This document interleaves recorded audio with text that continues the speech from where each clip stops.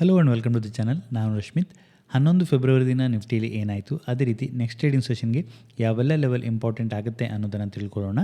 ಈ ವಿಡಿಯೋ ಕೇವಲ ಒಂದು ಎಜುಕೇಷನಲ್ ಪರ್ಪಸ್ಗೋಸ್ಕರ, ಯಾವುದೇ ಟ್ರೇಡ್ ರೆಕಮೆಂಡೇಷನ್ ವಿಡಿಯೋ ಅಲ್ಲ.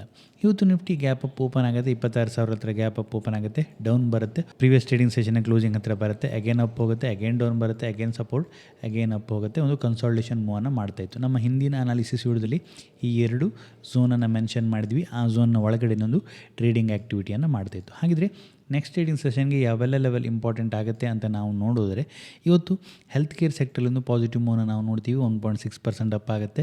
Nifty auto 1%, PSU bank 1%, pharma 1%, realty 0.6%, media 0.5% up ಮೂವನ್ನು ಕೊಟ್ಕೊಂಡು ಟ್ರೇಡಿಂಗ್ ಆ್ಯಕ್ಟಿವಿಟಿಯನ್ನು ಮಾಡ್ತು ಅಂತ ಹೇಳ್ಬೋದು. IT ಯಲ್ಲಿ ಅಗೇನ್ ಡೌನ್ ಮೂವನ್ನು ನಾವು ನೋಡ್ತೀವಿ. 1.7% ಡೌನ್ ಮೂವನ್ನು ಕೊಡುತ್ತೆ.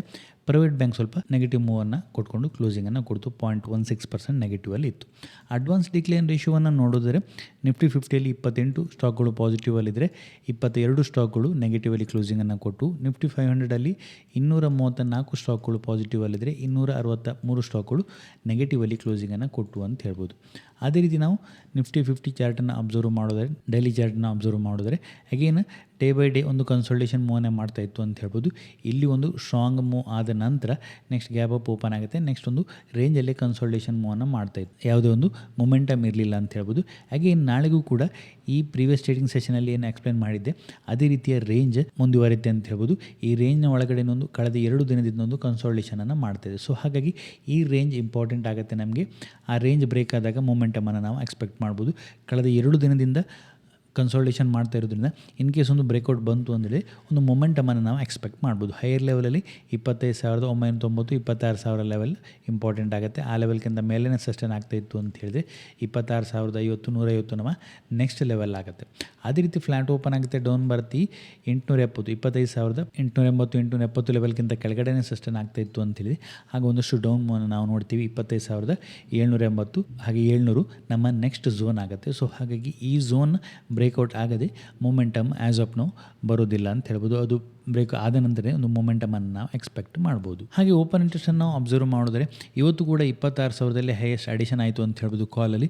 ಇದೊಂದು ಸ್ಟ್ರಾಂಗ್ ರೆಸಿಸ್ಟೆನ್ಸ್ ಆಗಿ ಆ್ಯಕ್ಟ್ ಆಗ್ತಿತ್ತು. ಇವತ್ತು ಓಪನ್ ಆಗುತ್ತೆ, ಅಲ್ಲಿಂದನೇ ರಿಜೆಕ್ಟ್ ಆಗುತ್ತೆ. ಸೊ ಹಾಗಾಗಿ ಈ 26,000 ಲೆವೆಲ್ಗಿಂತ ಮೇಲೇ ಸಸ್ಟೈನ್ ಆಗ್ತಾಯಿತ್ತು ಅಂತೇಳಿ ಆಗ ಮಾತ್ರ ಹೈಯರ್ ಲೆವೆಲಲ್ಲಿ ನಾವು ಪಾಸಿಟಿವ್ ಮೂವನ್ನು ಎಕ್ಸ್ಪೆಕ್ಟ್ ಮಾಡ್ಬೋದು. ಅದೇ ರೀತಿ ಲೋವರ್ ಲೆವೆಲಲ್ಲಿ ಆ್ಯಸ್ ಆಫ್ ನಾವು ತುಂಬ ಏನು ಅಡಿಷನ್ ಆಗ್ತಾಯಿಲ್ಲ.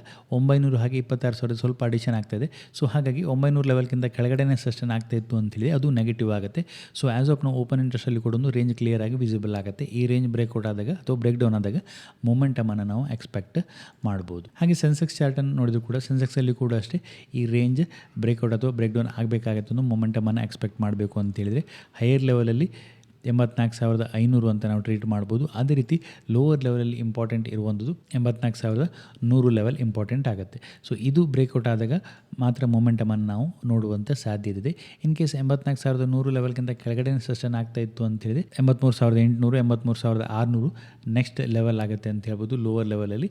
ಅದೇ ರೀತಿ ಹೈಯರ್ ಲೆವೆಲಲ್ಲಿ 84,500 ಲೆವೆಲ್ಗಿಂತ ಮೇಲಿನ ಸಸ್ಟೈನ್ ಆಗ್ತಾಯಿತ್ತು ಅಂತೇಳಿ 700, 800 ನಮ್ಮ ನೆಕ್ಸ್ಟ್ ಝೋನ್ ಆಗುತ್ತೆ.